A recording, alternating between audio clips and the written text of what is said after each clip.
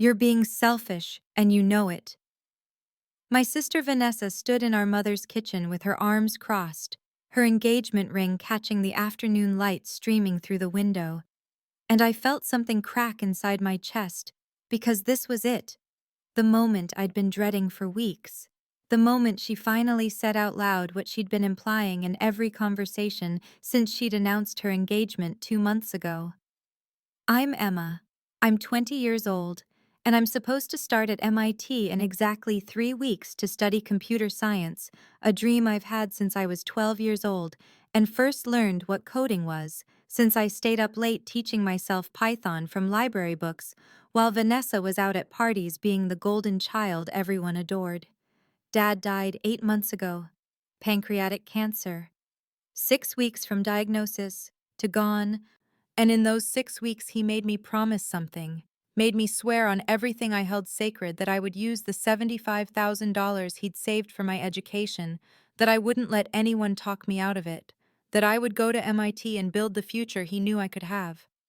That money is sitting in a savings account with my name on it, transferred to me a week before he died, and now Vanessa wants it for her wedding. Not needs it, wants it.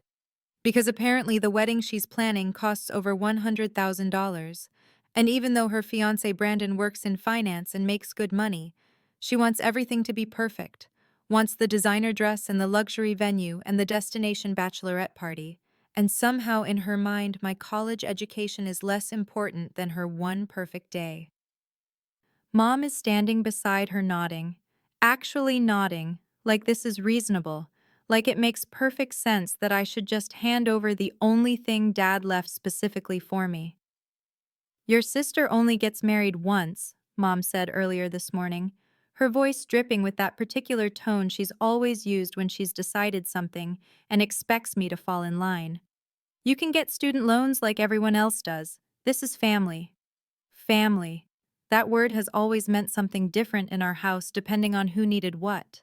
When Vanessa needed money for her car, for her spring break trips, for her sorority dues, that was family helping family. When I needed supplies for the robotics club or wanted to go to the summer coding camp, that was me being demanding and not understanding that money doesn't grow on trees. Vanessa has always been the favorite, always been the one Mom lights up for, the pretty one, the social one, the one who makes Mom proud just by existing while I've had to fight for every scrap of approval I've ever gotten, and even then, it was Dad who gave it. Dad who came to my academic awards ceremonies while Mom was busy with Vanessa's social calendar. Dad who told me I was going to do amazing things even when no one else seemed to care. Before continuing the story, please subscribe. I need to reach 1,000 subscribers to be able to bring you stories like this every day. For you, it's just a click, but for me, it means a lot. The favoritism didn't start when Dad died. It was baked into the foundation of our family from the moment I was born 5 years after Vanessa, the surprise baby that nobody really wanted. Or at least that's how it felt growing up in the shadow of my perfect older sister, who could do no wrong. I remember being 7 years old and watching Vanessa's 12th birthday party. This elaborate affair at a rented event space with a DJ and catering and 50 of her friends, streamers, and a custom cake that cost more than our monthly grocery budget. Mom beaming and taking 1,000 photos while Vanessa opened presents that seemed to never end. My birthday that same year was a store-bought cake at home with 3 friends from school. Nice enough, but not the same. And when I asked Mom why Vanessa's party was so much bigger, she said, "Well, honey, 12 is a special age for girls." But Vanessa's 10th birthday had been big too, and her 13th would be even bigger. And the truth settled into my bones early that some children are celebrated and some are just raised. Vanessa was beautiful in the way that makes things easy, blonde and effortlessly social, the kind of girl who had a million friends and made everything look simple, while I was dark-haired and quiet and happiest with a book, or later a computer, more comfortable with logic and code than with people and small talk. Mom loved to show Vanessa off, brought her to every social event, bragged about her to friends and relatives, while I was often left at home or brought along as an afterthought, the serious younger daughter who didn't quite fit the image Mom wanted to project. School made the difference even more stark because Vanessa struggled academically, brought home C's and occasional D's despite tutors and extra help. But Mom praised her effort constantly, told her she was doing her best, and that was what mattered. Put her report cards on the fridge like they were achievements. I brought home straight A's from third grade onward, won academic awards and science fair competitions, got accepted into the gifted program, and later took every AP class my high school offered. And Mom's response was always some variation of, well, school comes easily to you, doesn't it? Like my achievements didn't count because I hadn't struggled enough for them. Like intelligence was an unfair advantage rather than something to be proud of. Dad was different, quieter about it, but present in ways that mattered, showing up to my robotics competitions and academic award ceremonies, even when Mom was busy with Vanessa's social calendar, telling me he was proud, asking about my projects and actually listening to my answers. But even Dad didn't stand up to Mom when it came to the big things, didn't push back when Vanessa got the bigger Christmas presents or the car for her 16th birthday while I was told I could save up for one myself.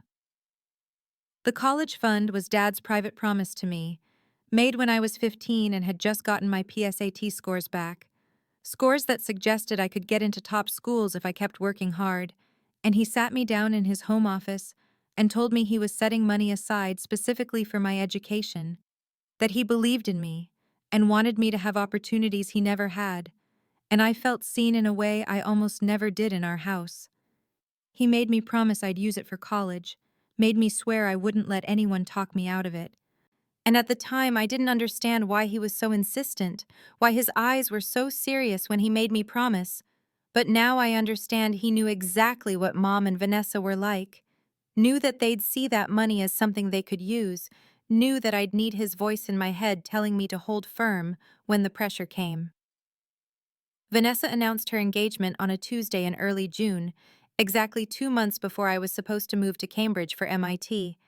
And I remember the knot that formed in my stomach the moment she held up her hand to show off the ring at dinner, because I knew immediately that this was going to become my problem somehow, even though it had nothing to do with me.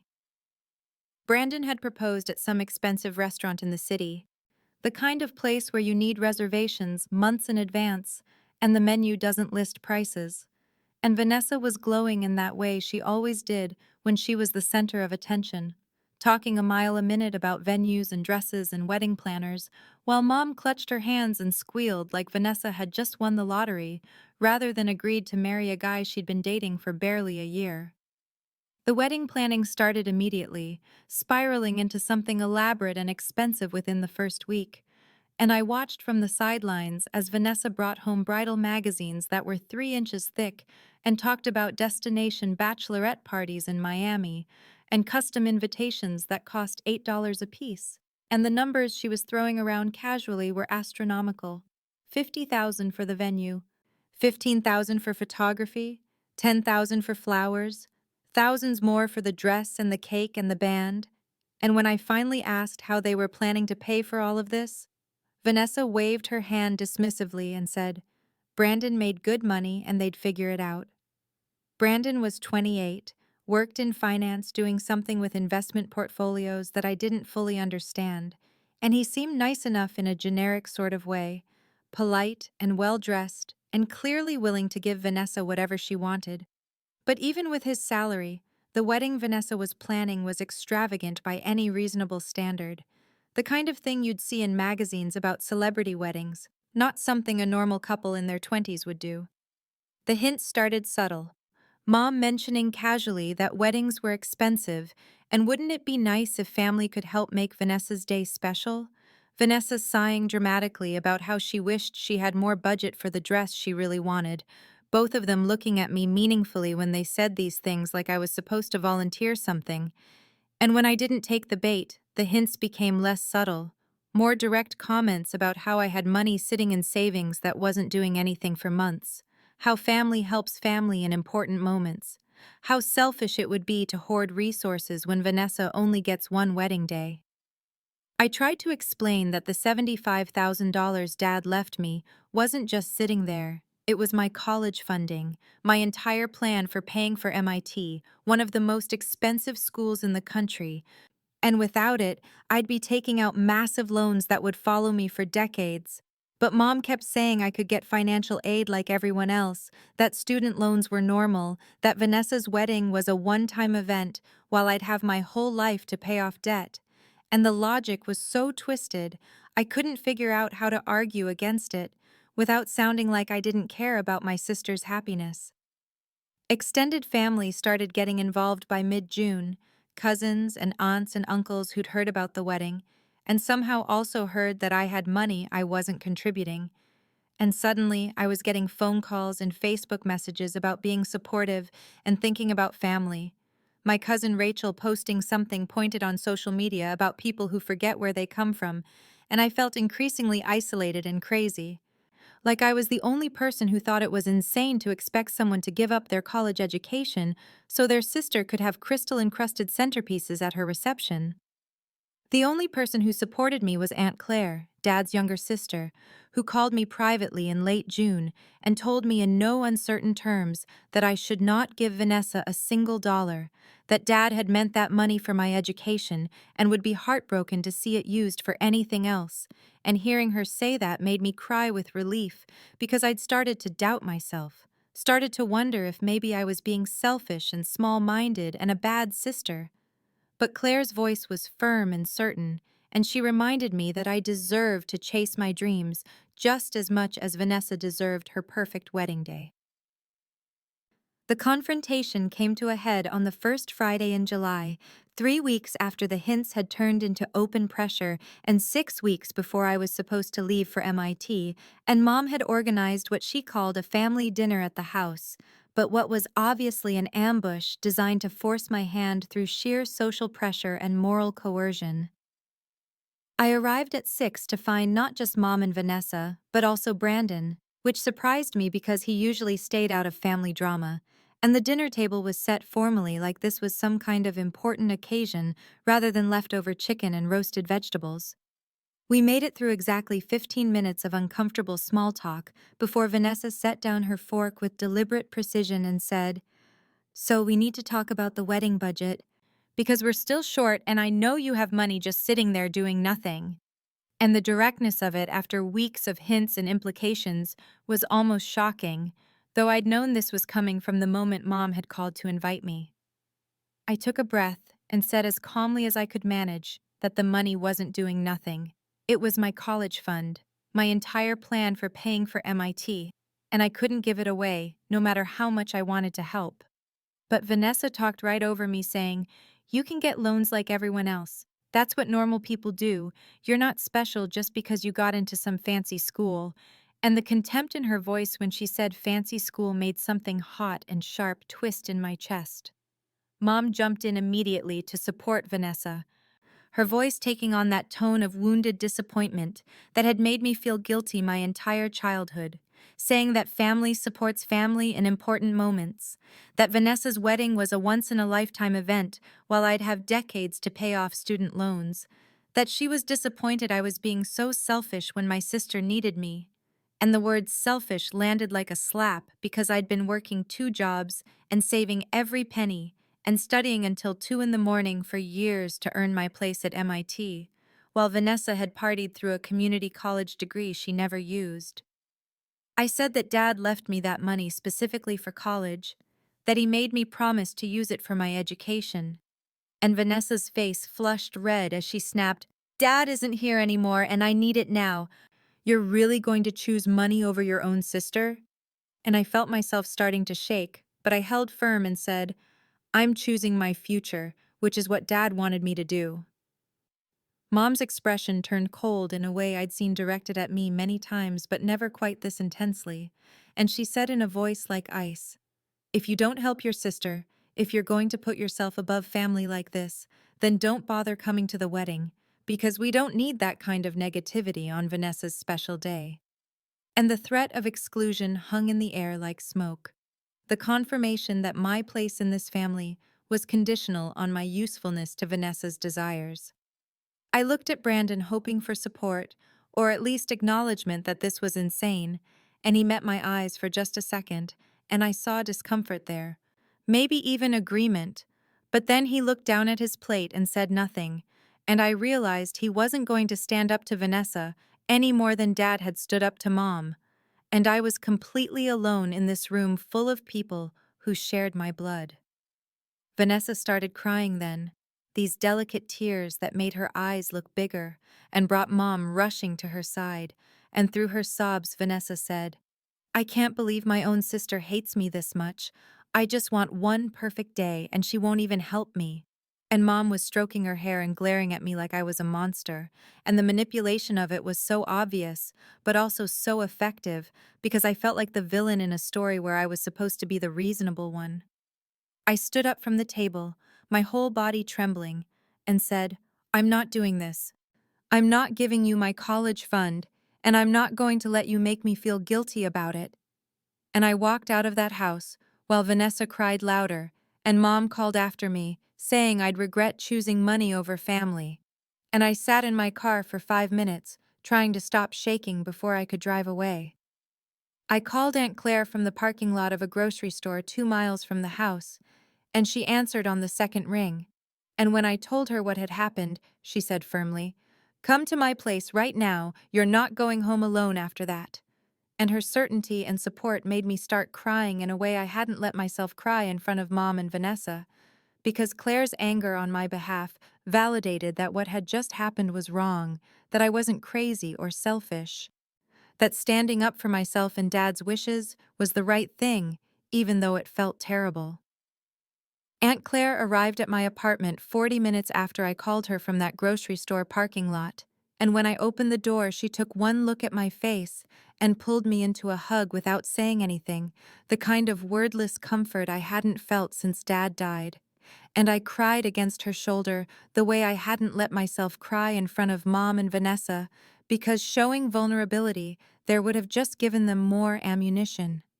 She came inside and made tea like she owned the place, moving around my tiny studio apartment with the ease of someone who genuinely cared about my well-being rather than what I could do for her.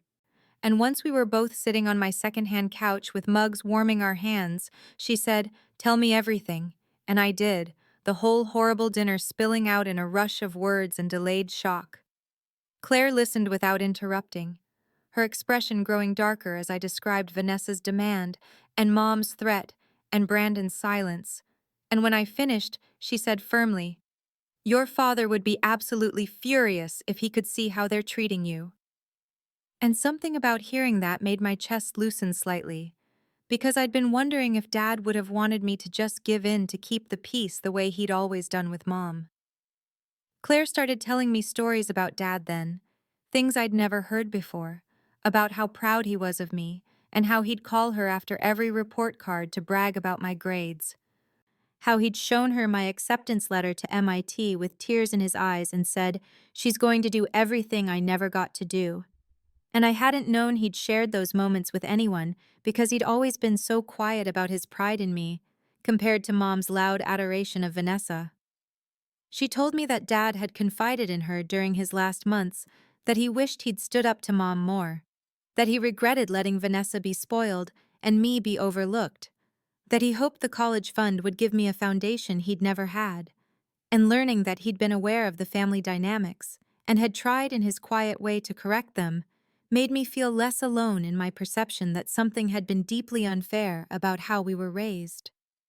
Claire explained something I'd never known, that Dad had dropped out of college after his sophomore year when Mom got pregnant with Vanessa, that they'd gotten married quickly and he'd gone straight into construction work to support the family, that he'd built his contracting business from nothing through sheer determination, but had always regretted not finishing his degree.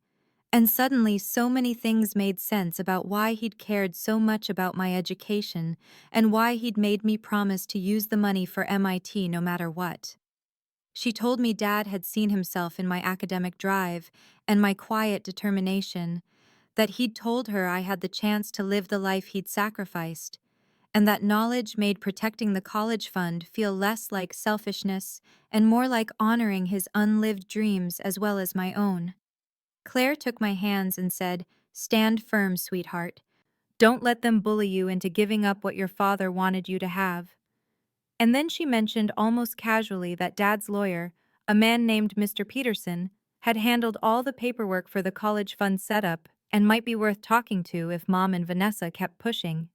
And I filed that information away, thinking it might be useful to have legal documentation of Dad's intentions. When Claire left 2 hours later, I felt steadier than I had in weeks, still hurt and angry, but certain I was doing the right thing. And I lay in bed that night thinking about Dad dropping out of school and spending the next 25 years building a business so his daughters could have opportunities he hadn't. And I promised him silently that I wouldn't waste the gift he'd given me, no matter how much pressure Mom and Vanessa applied. I called Mr. Peterson's office 3 days after my conversation with Aunt Claire, half expecting to leave a voicemail, but getting his assistant instead, who put me through immediately, like he'd been waiting for my call. And when his warm baritone voice came on the line saying, "I was wondering when I'd hear from you," I felt both reassured and confused, because I hadn't thought he'd be anticipating contact from me at all. We scheduled a meeting for the following Tuesday at 2 in the afternoon at his office in downtown, the same office where Dad had apparently spent several hours in the months before he died, arranging things I hadn't known needed arranging, and I drove there in my aging Honda with my stomach churning because I didn't know what to expect beyond documentation that the college fund was legally protected. Mr. Peterson's office was in one of those older professional buildings with dark wood paneling and brass fixtures, the kind of place that felt serious and established, and his assistant showed me into a conference room where he was already waiting with a manila folder and an expression that was somehow both professional and genuinely kind.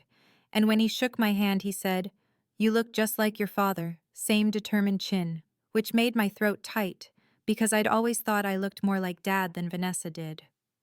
He gestured for me to sit, and then he said something that made my world tilt slightly. "I'm surprised your mother didn't tell you about the rest of it." And I said blankly, "The rest of what?" And watched something shift in his expression, like he'd just realized he was about to deliver news I had no context for whatsoever. Mr. Peterson explained carefully that Dad had established the $75,000 college fund in a separate education account 2 years before he died, but that 6 months before his death, he'd come back to update his actual will, the formal document that distributed his estate, and there was apparently quite a bit more to distribute than I'd understood. He told me that Dad had been very specific about the college fund, that the account documentation explicitly stated it could only be used for educational expenses, including tuition, housing, books, and reasonable living costs, while I was enrolled in undergraduate studies, which meant that Mom and Vanessa couldn't legally touch it, no matter how much they demanded or how guilty they tried to make me feel. And hearing that from an actual lawyer made something loosen in my chest, because it confirmed Dad had anticipated exactly this kind of pressure. But then Peterson said, "That fund was just the beginning. There's significantly more that will come to you under specific conditions." And I stared at him, not understanding what he meant by significantly more, or what conditions could possibly be attached. And he explained that Dad's will was structured with a sealed section that couldn't be revealed until I either graduated from college or turned 25, whichever came first, and that he legally couldn't tell me the specific details until those conditions were met, but he could tell me it existed and that it was substantial. I asked why Dad would structure it that way. Why not just tell me everything? And Peterson's expression softened as he said, "Your father wanted to ensure you completed your education without distraction, and he wanted to protect you from pressure from other family members who might feel entitled to whatever he left you." And the implications of that hit me like cold water, because it meant Dad had absolutely known that Mom would favor Vanessa, and that they'd try to manipulate me out of anything I had. Peterson slid a document across the table, official letterhead and Dad's signature at the bottom, and said, "This is your copy of the educational fund documentation. Show it to your family if they continue to pressure you. They can't legally compel you to give them money that's restricted for your education." And I took the paper with shaking hands, feeling like I'd been given both a shield and a mystery. I left that office 45 minutes later with more questions than answers, wondering what else Dad had left, and why it was locked away until I graduated, but also feeling the first real spark of hope I'd felt since the pressure campaign began, because Dad had thought of everything, had protected me even after his death, and whatever he'd left sealed in that will was apparently important enough to guard behind conditions and legal structures. I drove home from Mr. Peterson's office and spent that entire evening sitting at my desk, staring at the document he'd given me. The official letterhead and legal language that proved Dad had explicitly restricted the college fund for my education and my education alone. And the more I looked at it, the more I realized I needed to stop being passive and actually formalize my refusal before Mom and Vanessa convinced themselves they could wear me down through sheer persistence and emotional manipulation. The next morning, I composed an email with my hands shaking slightly, addressing it to Mom, Vanessa, and Brandon, keeping my language clear and firm without being cruel because I didn't want to stoop to their level, even though part of me wanted to unleash all the hurt and anger I'd been carrying for months. I wrote that after careful consideration and legal consultation, I would not be giving any portion of my college fund to Vanessa's wedding, that the fund was legally restricted for educational expenses as Dad had intended, that I was attaching documentation from the estate attorney confirming this restriction, and that I considered this matter closed and would not be discussing it further. I attached the PDF of Peterson's document, read the email 3 times to make sure it was both respectful and unambiguous, and hit send at 9:15 in the morning before I could second-guess myself into paralysis. My phone started ringing within 7 minutes, and I watched Mom's name flash on the screen, let it go to voicemail, watched it immediately ring again, and finally turned the ringer off because I knew engaging would just lead to another screaming match that would leave me shaking and doubting myself. The voicemail she left was 2 minutes of barely coherent fury about how I was destroying this family and breaking my sister's heart, and Dad would be ashamed of my selfishness, which was almost funny, given that Dad had literally created legal protections to prevent exactly what she was demanding. But hearing her voice crack with genuine anger made my stomach hurt anyway, because some part of me still wanted her approval, even though I knew it would always be conditional on serving Vanessa's interests. The texts from Vanessa started around 10, and they were vicious in a way that made me realize she'd never really seen me as a sister so much as a supporting character in her life story. She wrote, "I can't believe you're doing this to me, and you're so fucking selfish it's unbelievable, and I hope you're happy ruining the most important day of my life." And then the one that actually made me flinch. "Dad would be disgusted that you turned out to be such a bitter, jealous bitch." Because weaponizing Dad when she'd barely spent time with him in his last year felt like a violation of something sacred. I didn't respond to any of the texts, just watched them come in one after another for about 45 minutes until they finally stopped. And then I methodically went through my phone and blocked Vanessa's number because I realized that staying available for her abuse wasn't family loyalty, it was just self-destruction. My cousin Jessica, who was 2 years older than Vanessa and had always treated me like an annoying obligation, posted on Facebook that afternoon something pointed about how some people put money before family and would end up alone with their bank accounts, not tagging me directly, but making it obvious enough that 3 people commented asking what happened. And I watched the post get likes from aunts and uncles who'd never bothered to come to my high school graduation, but had showed up for every one of Vanessa's mediocre milestones. I blocked Jessica too, and then went through and blocked or unfollowed most of my extended family, except Aunt Claire and one cousin who'd always been kind to me. Watching my social media connections shrink dramatically, but feeling oddly lighter with each person I removed because I was cutting away the obligation to perform for people who'd never actually cared about me. The isolation was real, though, and I sat in my apartment that evening with my phone silent for the first time in hours and felt the weight of what I'd just done, how I'd essentially declared war on my entire family structure, and there was no going back from the email and the blocks and the line I'd drawn in permanent marker.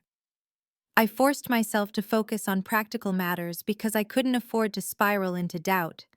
So I pulled up MIT's housing portal and finalized my dorm assignment, applied for 2 additional small scholarships I'd been putting off, and picked up an extra shift at the campus bookstore where I'd been working part-time for the past year, doing anything I could to reinforce that I was moving forward with or without my family's support.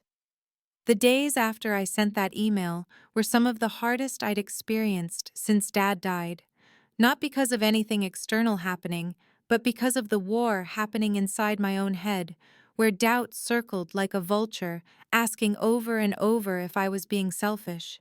If I was really the villain in this story, the way Mom and Vanessa painted me. If protecting money was worth losing my entire family, even though intellectually, I knew it wasn't just about money, but about honoring Dad's wishes and securing my future.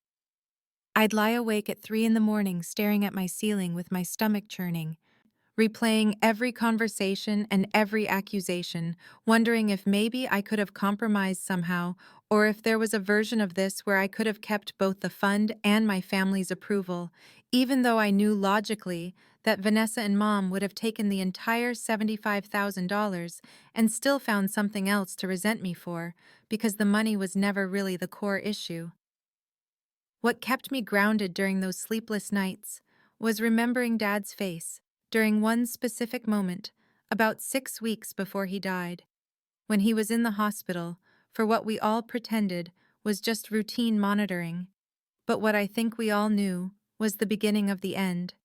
And I'd been sitting beside his bed reading while he drifted in and out of sleep. He'd woken up suddenly and reached for my hand with fingers that felt too thin and too cold, and he'd said, "I need you to promise me something, sweetheart." And I'd immediately said, "Anything, Dad," because I would have promised him the moon if he'd asked for it. He'd told me then about the college fund, about how he'd set it aside specifically for my education, and he'd made me look him in the eyes when he said, "This is for you, for your future. Don't let anyone take it from you no matter what they say or how they make you feel." And I'd started crying because I understood he was talking about Mom and Vanessa, even though he didn't say their names. I'd promised him through my tears that I'd use it for college, that I'd make him proud, that I wouldn't let anyone take it, and he'd squeezed my hand and said, "I know you won't. You're stronger than you think you are." And then he'd fallen back asleep, and I'd sat there holding his hand and crying quietly so I wouldn't wake him. Remembering that promise, remembering the weight of his thin hand in mine, and the absolute clarity in his eyes when he made me swear to protect what he'd given me, made it possible to get through the doubt and the guilt, because I realized that giving in to Vanessa's demands wouldn't just be losing money, it would be breaking the last promise I'd made to my dying father.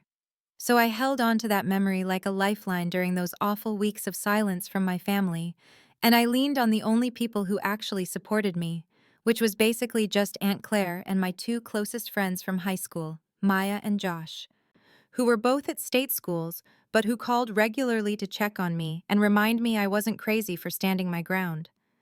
The isolation hurt more than I wanted to admit, though, because even though I knew intellectually that I was doing the right thing, emotionally I felt like I was floating in space with all my familiar anchors cut away, and as MIT's start date approached, I found myself unable to sleep for entirely new reasons, lying awake feeling simultaneously terrified and determined because I was about to start the future Dad had wanted for me, but I was starting it completely alone.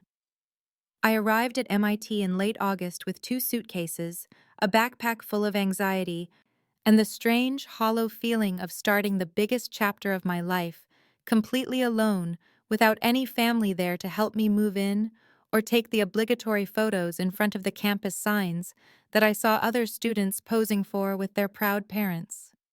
The Cambridge campus was overwhelming in the best possible way, all brick buildings and green quads, and students who looked simultaneously terrified and brilliant. And I found my dorm room in McCormick Hall, where my roommate had already moved in and decorated her side with photos of what looked like a huge extended family, everyone smiling and hugging at various beaches and holiday gatherings. My side of the room stayed sparse because I didn't have many photos I wanted to display, and the contrast felt obvious enough that I worried she'd ask questions. But she was nice and busy with her own orientation activities, and we mostly just exchanged pleasantries before going our separate ways.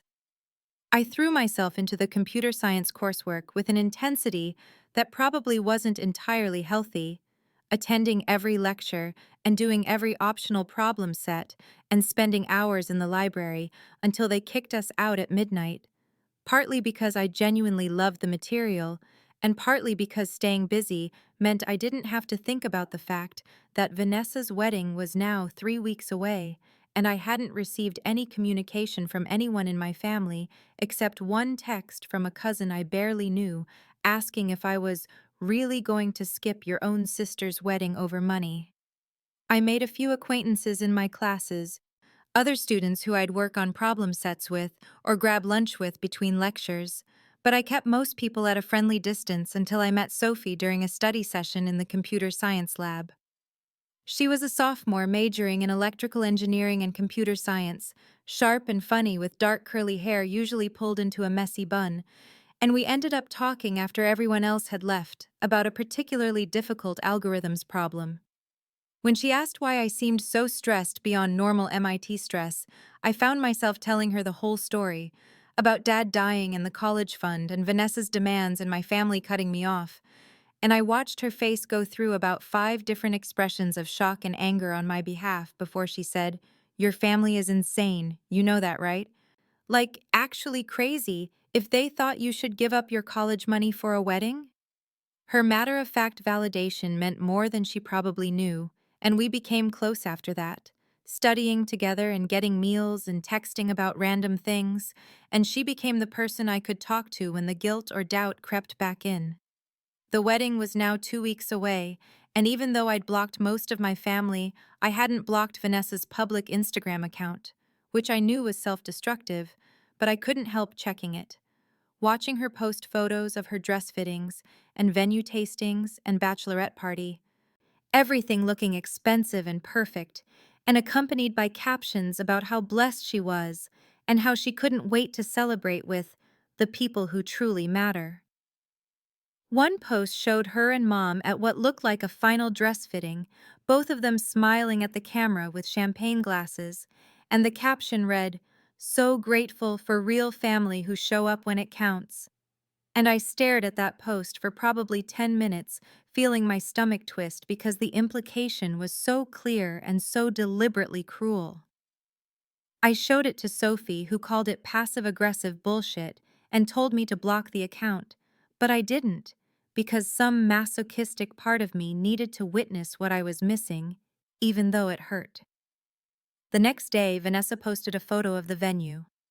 An elaborate estate with formal gardens and string lights and what looked like a massive tent structure, with a caption about how dreams were coming true, and I found myself doing mental math based on what I could see and estimating that the wedding was going to cost at least $120,000, maybe more, which meant my $75,000 would have only covered part of it anyway, and they would have taken everything I had and still needed more. That realization should have made me feel better, but instead it just made me feel sad and tired. So I closed Instagram and opened my operating system's textbook and lost myself in kernel architecture until the feelings faded into background noise. The wedding day arrived on a Saturday in late September when the New England leaves were just starting to turn and the air had that crisp quality that would have felt promising under different circumstances, but I spent most of the morning in the library working on a problem set for my discrete mathematics course because staying busy felt safer than letting myself feel anything about what was happening 300 miles away. I told myself I wouldn't look at social media, that I'd maintain my dignity and just focus on my own life, but around 2 in the afternoon when I knew the ceremony would be starting, I found myself opening Instagram with shaking hands and watching the photos begin flooding in from various relatives and family friends who'd been invited to witness what was apparently the event of the year. The ceremony was at that elaborate estate venue I'd seen in Vanessa's earlier posts, and the photos showed rows of white chairs decorated with enormous floral arrangements that probably cost hundreds of dollars each, an aisle lined with rose petals, and an arbor absolutely covered in white flowers and trailing greenery that must have required a team of florists to construct. Vanessa looked objectively beautiful, in a dress that I recognized from the designer trunk show she'd posted about, all lace and beading and a cathedral train that looked like it cost more than most people's cars, and Brandon wore a sharp tuxedo and looked handsome but slightly stiff as they posed for photo after photo. The reception photos started appearing around 5, showing the inside of an enormous tent structure with crystal chandeliers and round tables covered in floor-length linens and centerpieces that were practically sculptural, and I found myself doing mental calculations based on what I could see. The number of guests that looked like at least 200 people, the elaborate plated dinner I could glimpse in some photos, the band on a proper stage rather than a DJ, the designer cake that was at least 6 tiers tall, and I estimated the whole thing had to have cost at least $120,000, possibly closer to $150, depending on details I couldn't see. One photo in particular caught my attention because it showed Mom standing near the cake table talking to some relatives. And while everyone around her was smiling and celebrating, she had this tight expression on her face that I recognized as stress poorly concealed. And I wondered if the cost had ended up being more than expected, or if something had gone wrong, or if maybe she was thinking about me for half a second before dismissing the thought. Brandon's family was prominent in several photos, his parents and what looked like siblings and their spouses, all of them dressed expensively and looking like they belonged in a country club directory, and I could see his mother wearing what had to be actual diamonds at her throat, and his father talking to Mom, with the kind of polite distance that suggested they didn't quite know what to make of each other's social circles. I felt this confusing tangle of emotions looking at all these images. Hurt because this was my sister getting married and I wasn't there, and no matter how justified my absence was, it still meant I was missing a major family event.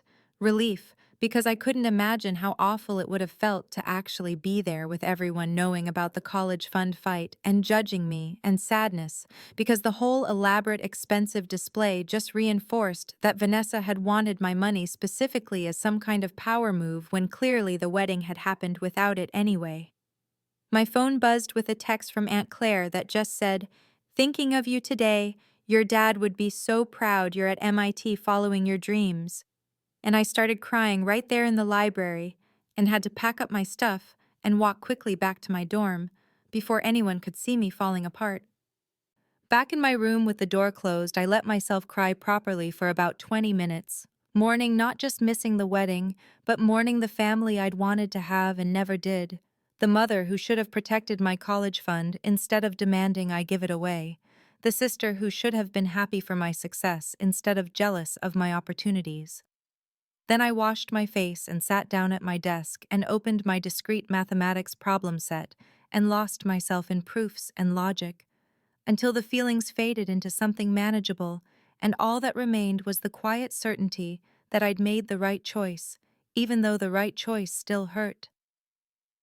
The weeks after Vanessa's wedding passed in a strange blur of silence and academic intensity, and I heard absolutely nothing from my family, not a single text or call or even a passive-aggressive social media post directed my way, which should have felt like relief, but instead felt like this odd, hollow confirmation that I'd been permanently written out of their story.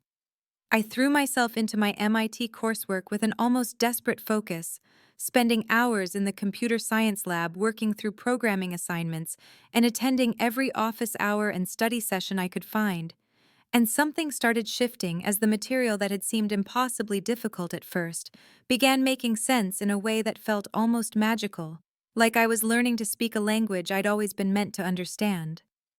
My professors started noticing my work, leaving comments on my assignments like excellent logic and very clean implementation, and one of them, Professor Chen, who taught my Introduction to Algorithms course, pulled me aside after class in early October to tell me I had real talent and should consider joining the competitive programming team that traveled to regional coding competitions.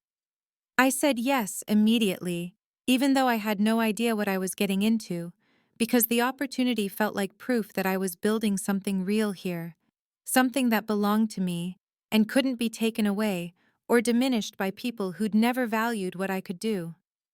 My study group expanded from just occasional collaboration to actual friendships. Students who I'd grab dinner with at the dining hall and meet up with on weekends to work through problem sets together. And while I still kept parts of my story private, I started feeling less alone in the daily rhythm of classes and assignments and the shared struggle of surviving MIT's intense academic pressure. Thanksgiving was approaching, and normally I would have gone home for the long weekend, would have helped Mom cook and set the table, and listened to Vanessa talk about whatever was happening in her life. But no invitation came, and I realized with a strange, detached clarity that they simply weren't thinking about me at all, that I'd become so completely erased from the family narrative that they probably didn't even consider whether I had somewhere to go for the holiday. Sophie must have sensed something in my carefully casual mention that I'd probably just stay on campus, because she immediately insisted I come home with her to Connecticut, where her parents lived in a comfortable suburb, and her younger brother was coming back from his college, and they had plenty of room, and her mom always cooked way too much food anyway. I accepted after only a token protest, because the alternative was spending Thanksgiving alone in my dorm room, and when we arrived at Sophie's house on Wednesday afternoon, her parents greeted me with such immediate warmth, her mom hugging me like I was already part of the family, and her dad asking genuine interested questions about my classes and what I was studying, that I had to excuse myself to the bathroom for a moment, because I felt tears threatening and didn't want to cry in front of people I'd just met. The actual Thanksgiving dinner was everything my family holidays had never been, everyone talking and laughing and asking each other questions, and nobody's accomplishments being dismissed or compared unfavorably to anyone else's. And Sophie's mom asked me about MIT with real curiosity and told me I should be so proud of myself for getting in and doing well, and her dad said his company was always looking for talented computer science graduates, and I should keep in touch. And the whole experience was both wonderful and deeply bittersweet, because it showed me what family could be while highlighting everything mine wasn't. I rode back to Cambridge on Sunday evening feeling more determined than ever to build the life I wanted, to succeed not to prove anything to people who would never appreciate it, but because I deserved the future I was working toward. Winter break arrived in mid-December, and the campus emptied out with remarkable speed as students scattered back to their hometowns and families, leaving the dorms and academic buildings with that strange hollow quality of spaces meant to be full of people suddenly gone quiet. And while I'd half-heartedly considered going home for a few days, the complete absence of any invitation or even acknowledgement from Mom made the decision easy. I stayed in Cambridge and focused on finding productive ways to fill the month, applying to several local tech startups that offered winter internships for MIT students, and I ended up landing a position at a small company in Kendall Square, run by an MIT alum named David Chen, who'd graduated 15 years earlier and built a successful business doing custom software development for biotech companies. David interviewed me himself in a coffee shop near campus and seemed genuinely impressed when I walked him through some of the projects I'd completed in my courses, and he offered me the internship on the spot at $20 an hour, which felt like incredible money for someone who'd been working retail jobs for minimum wage just months earlier. The work was challenging in the best possible way, actual real-world programming problems rather than academic exercises, and I spent my days learning new frameworks and contributing to projects that actual clients were paying for and would actually use. And David treated me like a real member of the team rather than just a student intern, asking my opinion in meetings and giving me increasingly complex tasks as he saw what I could handle. Christmas approached, and I felt that familiar ache of being excluded from family traditions.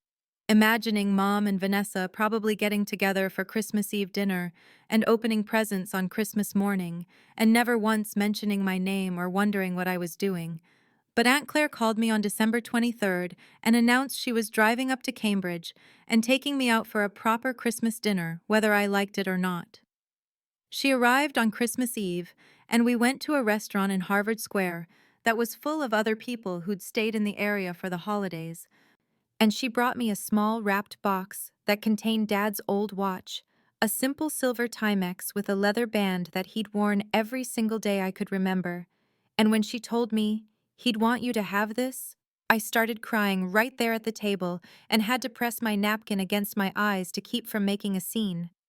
Claire also brought news from home, mentioning almost casually that she'd heard through the family grapevine that Vanessa and Brandon had gone on an extremely expensive honeymoon to the Maldives, one of those overwater bungalow resorts that cost thousands of dollars per night, and that Mom had seemed stressed about money lately, though Claire wasn't sure of the specific details. I tried not to feel vindicated by the suggestion that maybe the wedding expenses had been more than Mom could comfortably afford, tried not to let myself imagine that perhaps she was regretting the choice to support Vanessa's demand for my college fund, but some small part of me did feel a grim satisfaction that I'd protected what Dad had wanted me to have. We spent the rest of the evening talking about Dad, Claire sharing stories I'd never heard about his childhood and his dreams before he'd had to give up college. And when she dropped me back at my dorm, she hugged me tight and told me he would be so proud of everything I was accomplishing, and I went to sleep that night wearing his watch and feeling somehow more connected to him than I had since he died.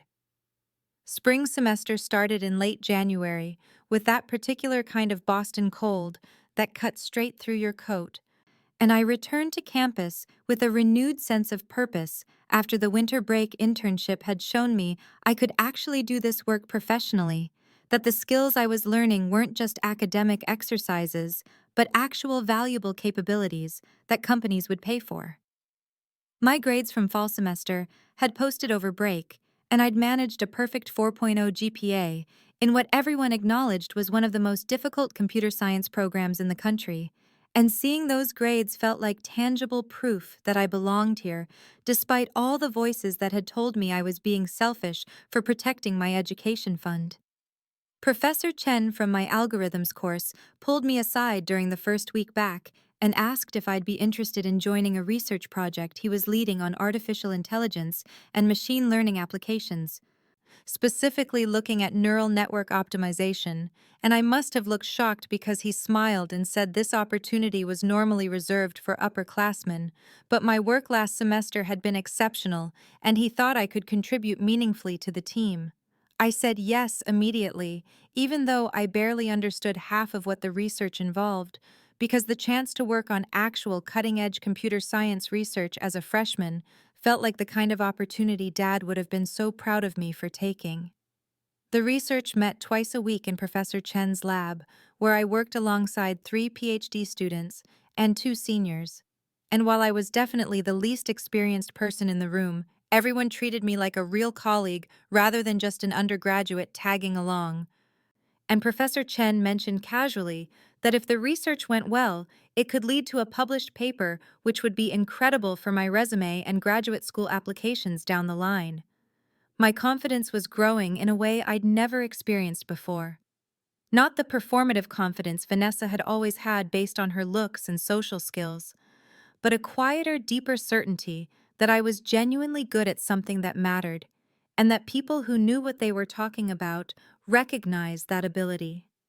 David from the winter internship startup reached out in February to offer me continued part-time work during the semester, 10 hours a week at the same $20 an hour. And while balancing classes and research and the job was intense, it also meant I was earning real money that took pressure off the college fund and let me start saving for the first time in my life.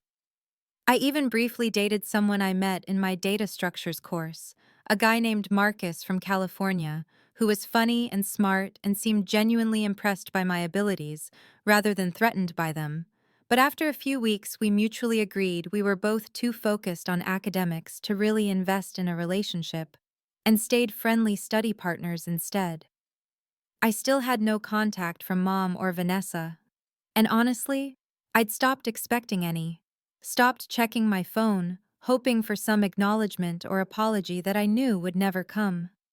I did occasionally look at Vanessa's social media, though I knew it was probably unhealthy, and her posts painted this picture of perfect newlywed bliss with captions about being blessed and living her best life. But I started noticing that Brandon appeared in fewer and fewer of the photos as winter turned to spring, and the posts felt increasingly performative in a way that made me wonder what was really happening behind the carefully curated images. April arrived with that sudden New England warmth that makes you forget winter ever existed, and I was in the library working on a problem set when my phone buzzed with a call from an unknown number with my hometown area code, and normally I wouldn't have answered, but something made me step outside and pick up.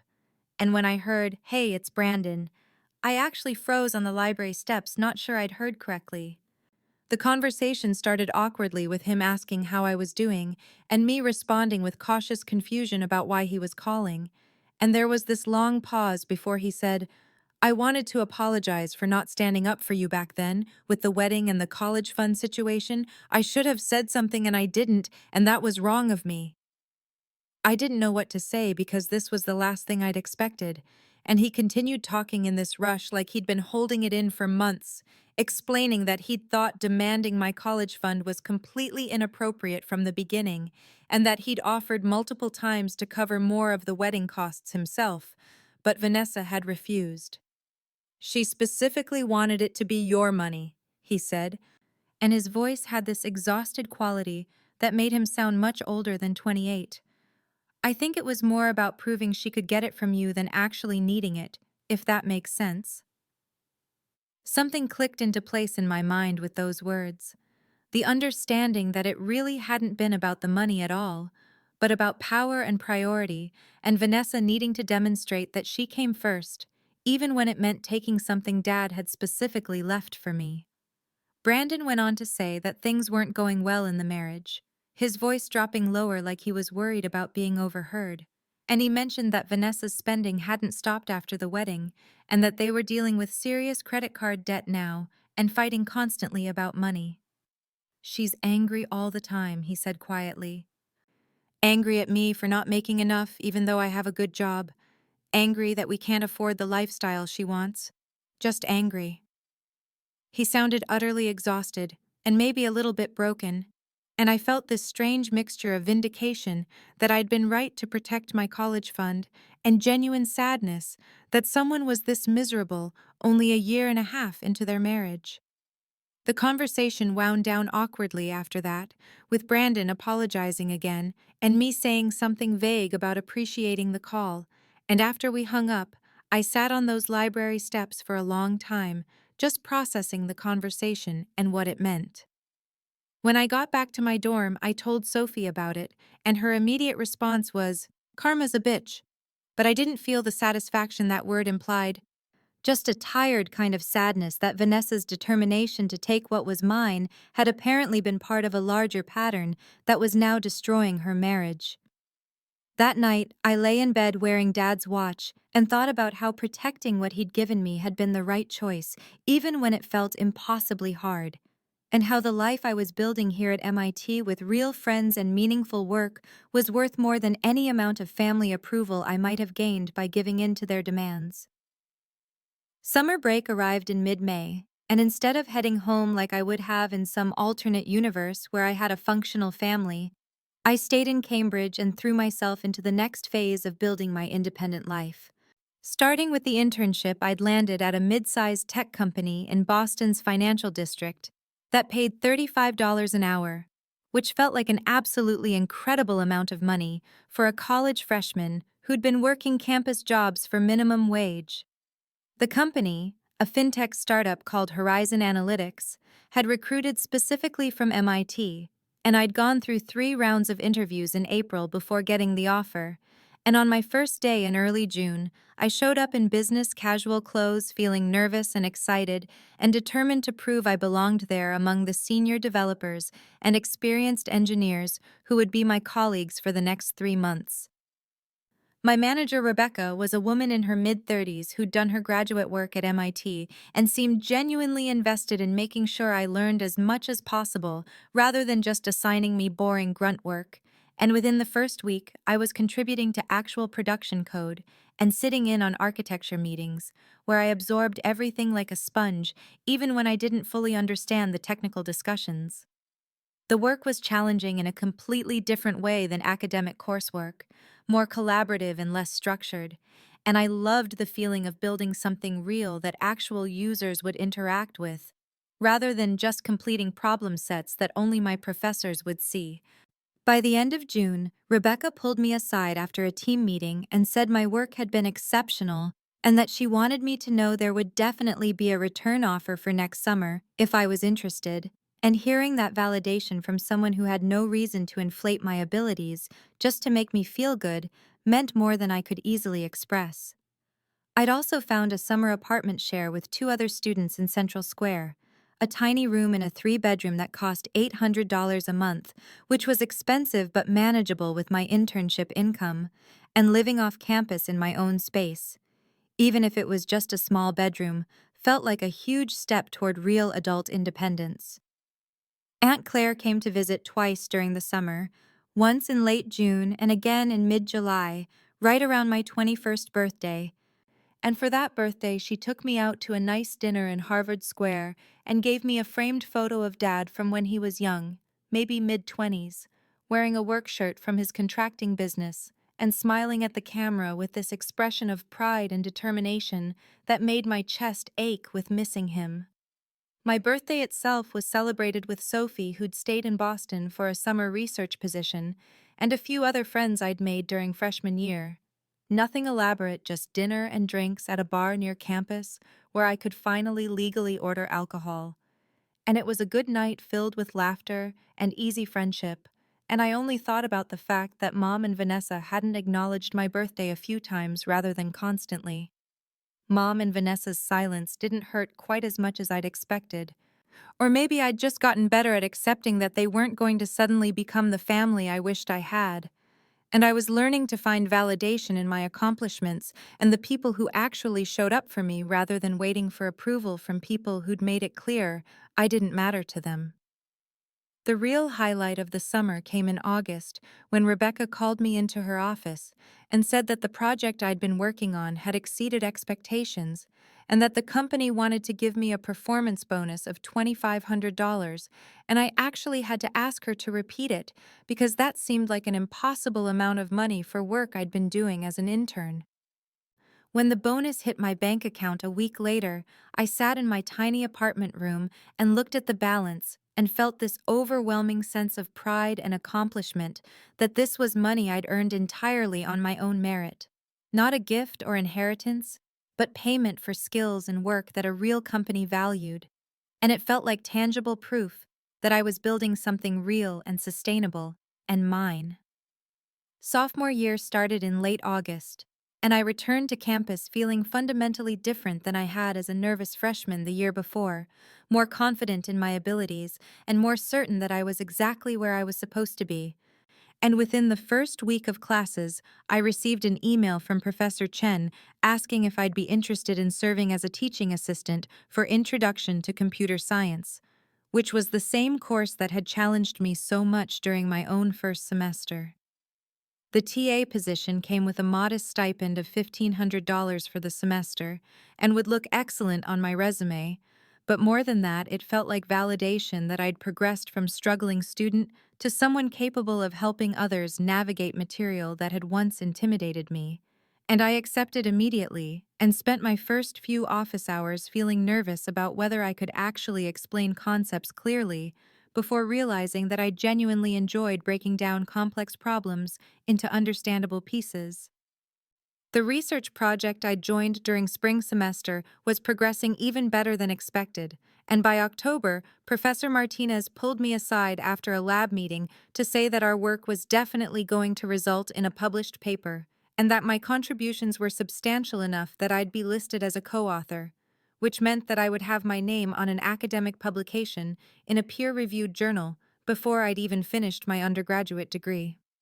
Professor Martinez also mentioned that she'd be happy to write me recommendations for graduate school or industry positions when the time came. And hearing that from someone whose opinion I respected so deeply made me feel like I was building something real and lasting rather than just going through the motions of getting a degree. In late September, I was recruited to join MIT's competitive hackathon team along with three other students, and we spent October preparing for the Northeast Regional Collegiate Hackathon, which took place over an intense 48-hour period in early November, where we survived on energy drinks and pizza while building a mobile application that used machine learning to help users track and reduce their carbon footprint.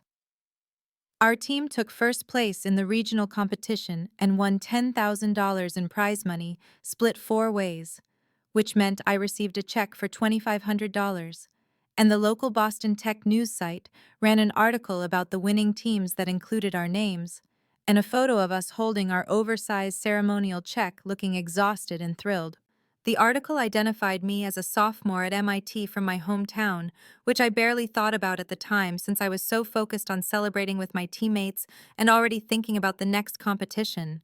And I didn't consider that anyone from my old life might see it or care about what I was accomplishing, so far away from the family that had made it clear I didn't matter to them. I'd also started dating someone more seriously than my brief relationship during freshman spring, a senior named Alex who was studying mechanical engineering and who treated me with a kindness and respect that felt revolutionary after growing up in a family where I was always the afterthought. And even though I knew the relationship probably had an expiration date when Alex graduated in May, it felt good to be with someone who was genuinely interested in my thoughts and celebrated my successes and never made me feel like I needed to diminish myself to make space for someone else's ego. November arrived with the kind of cold that made me grateful for MIT's interconnected buildings, where I could move between classes without going outside, and midway through the month on a Tuesday evening, when I was in the middle of a problem set for my algorithms course, Aunt Claire called and asked if I had time to talk about some family news she'd heard through her connection to Mom's side of the family. I closed my laptop and braced myself because family news was never good news. And Claire's tone had that careful quality that meant she was about to tell me something that would probably hurt, even though I'd spent the last year and a half building walls around the part of me that still cared what was happening with Mom and Vanessa. She started by asking how I was doing, and I gave her the update on classes and the TA position and the research paper that was currently under review. And then she took a breath and said that she'd heard from our cousin Linda that Vanessa and Brandon were having serious problems in their marriage and that the issues were primarily financial. Apparently, Vanessa's spending hadn't stopped after the wedding despite Brandon's multiple attempts to establish a budget. And while Brandon came from a wealthy family, most of that wealth was held in trusts that he couldn't access the principal from until he turned 35, which meant he had a good salary from his finance job, but not the unlimited funds that Vanessa had apparently assumed came with marrying someone from money. Claire told me that Vanessa had racked up over $40,000 in credit card debt in the year since the wedding, buying designer clothes and furniture and taking expensive trips that Brandon hadn't agreed to, and that Brandon's family had refused to help pay down the debt because they felt Vanessa needed to learn financial responsibility. The situation had gotten bad enough that Mom had borrowed money to help Vanessa make minimum payments, and in order to do that, Mom had taken out a second mortgage on the house that she and Dad had paid off years ago, which meant Mom was now struggling with monthly payments she couldn't really afford on her administrative assistant salary. Claire also mentioned that Vanessa had taken a job working retail at a department store in the mall, which she deeply resented, and that according to Linda, who'd seen Vanessa recently, my sister spent most of her time complaining about how Brandon wasn't providing the lifestyle she deserved and how she'd expected marriage to mean financial security and freedom rather than budgets and debt. Claire was careful in how she shared this information, never gloating or suggesting I should feel happy about my family's struggles. But I could hear the subtext that she wanted me to know I'd made the right choice in protecting my college fund, and that the money would have disappeared into Vanessa's spending without ever being enough to satisfy her. I sat there in my dorm room processing this information and feeling a complicated tangle of emotions that I couldn't quite sort into neat categories.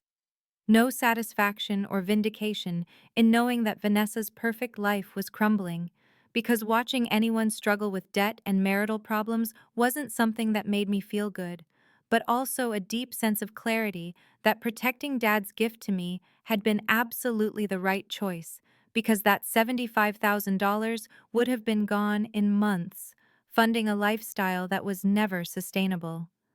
I thanked Claire for telling me and asked her to keep me updated. And after we hung up, I sat staring at my algorithm textbook without seeing it and thought about how different my life looked now compared to what it would have been if I'd given in to the pressure and handed over my future to fund Vanessa's fantasy. And then I opened my laptop and went back to my problem set because I had my own path to focus on, and I'd learned that the best thing I could do was keep building the life Dad had wanted me to have. December arrived with finals week stress and the kind of gray Boston weather that made everything feel muted and distant. And on the Tuesday afternoon, when I was in the library preparing for my data structures exam, I received an email from Mom that made my heart stop when I saw her name in my inbox because it had been 18 months since I'd last heard from her. And that final conversation had been her screaming at me about ruining Vanessa's happiness by refusing to hand over my college fund. The email was awkward and stilted in a way that made it clear she'd drafted it multiple times, starting with, "I hope this message finds you well," like we were distant acquaintances rather than mother and daughter, asking how I was doing and whether MIT was going well, mentioning in passing that she'd heard through someone unspecified that I was doing well in my studies and had won some kind of competition. There was no apology for the 18 months of silence, or for supporting Vanessa's demand for money that wasn't hers, or for choosing my sister's wants over my future. No acknowledgement that the last words she'd said to me were a threat to exclude me from the family if I didn't comply. Just this careful, distant politeness that felt worse than anger would have. Then came the real purpose of the email buried in the third paragraph, where Mom mentioned that your sister is going through a difficult time right now, and that family is important, especially during hard times, and that she hoped I understood that we all need to support each other. And even though she never explicitly asked me for money or help, the implication was so clear it might as well have been written in bold font. I sat there staring at my laptop screen in the middle of the library's quiet floor, feeling a complicated rush of emotions that ranged from hurt that she'd only reached out because she wanted something to a kind of weary vindication that I'd been right about what mattered to her. And I closed the email without responding and tried to return to studying, but couldn't focus on binary search trees when my mind was spinning. That evening, I called Aunt Claire and read her the email word for word, and she was quiet for a moment before saying gently that it sounded like Mom was probably struggling with the second mortgage payments and Vanessa's ongoing financial crisis and was looking for any possible source of help, which meant reaching out to the daughter she'd cut off without apparently considering that reconciliation might require actual acknowledgement of wrongdoing.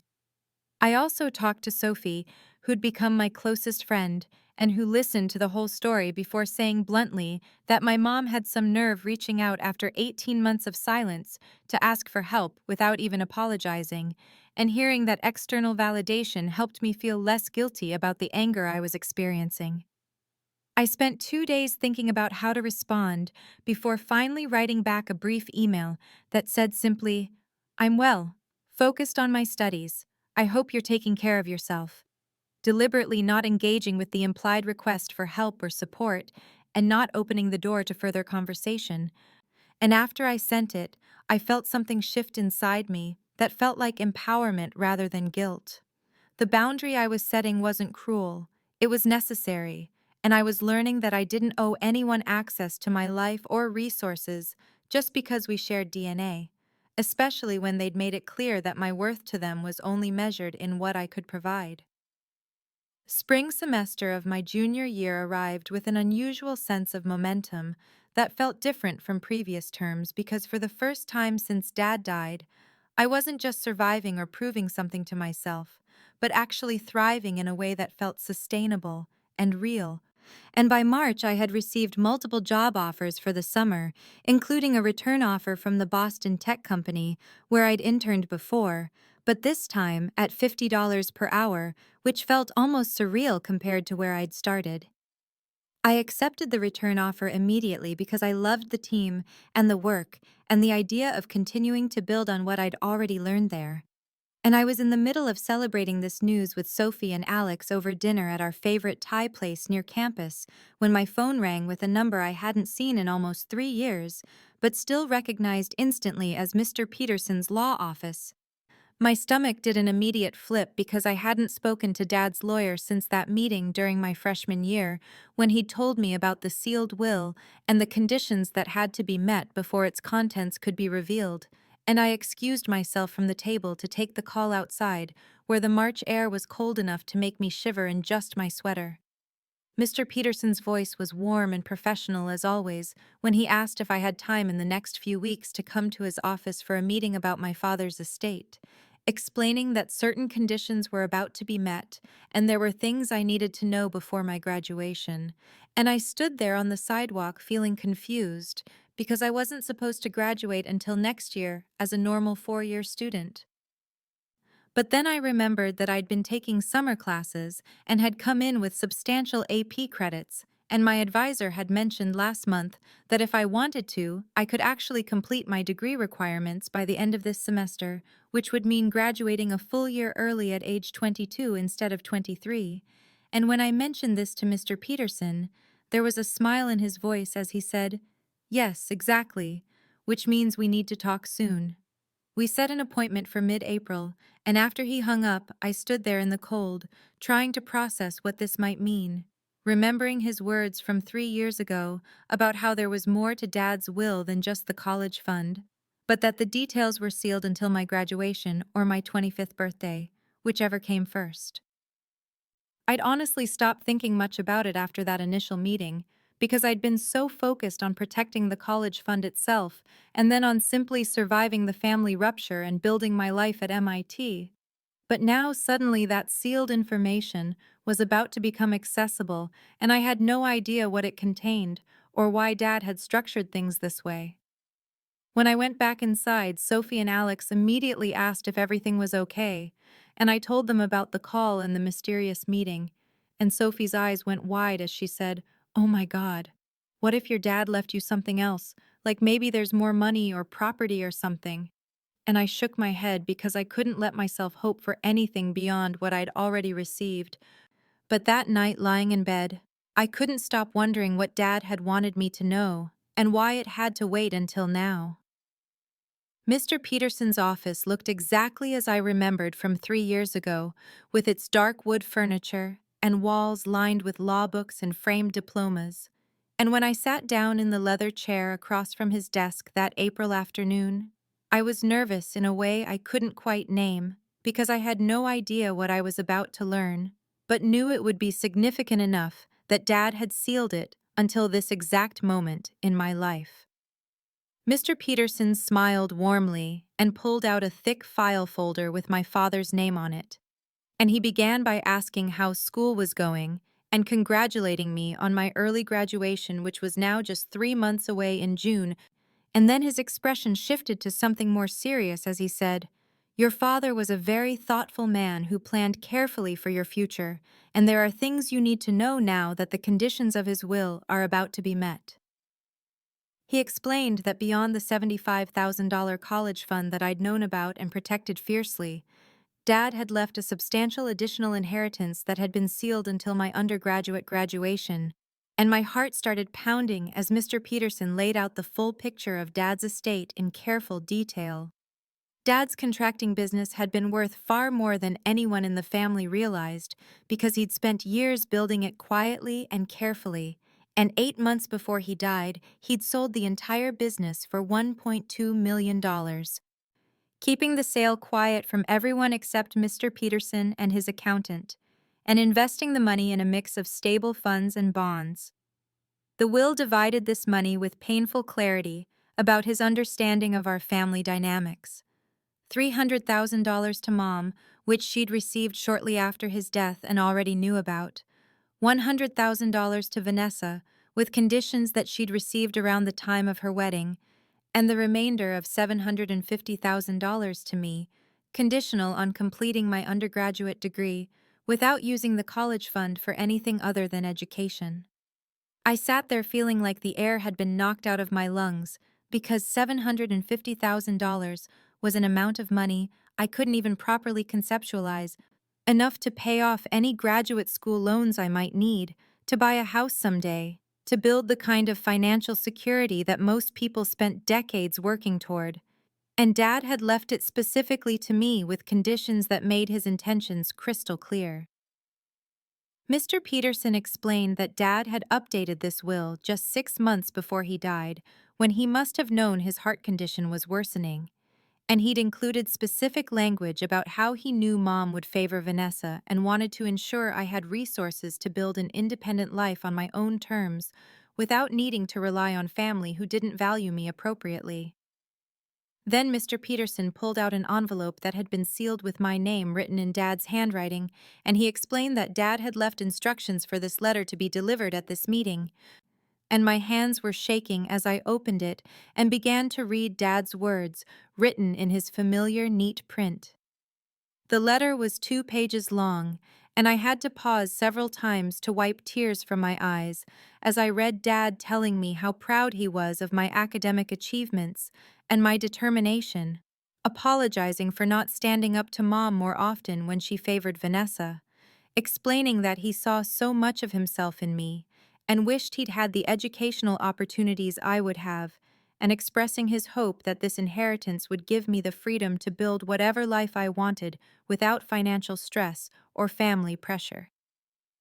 He wrote that he knew asking me to keep the college fund separate was asking me to endure family conflict, but that he trusted me to honor his wishes because education had been the dream he'd sacrificed and he wanted me to have what he couldn't.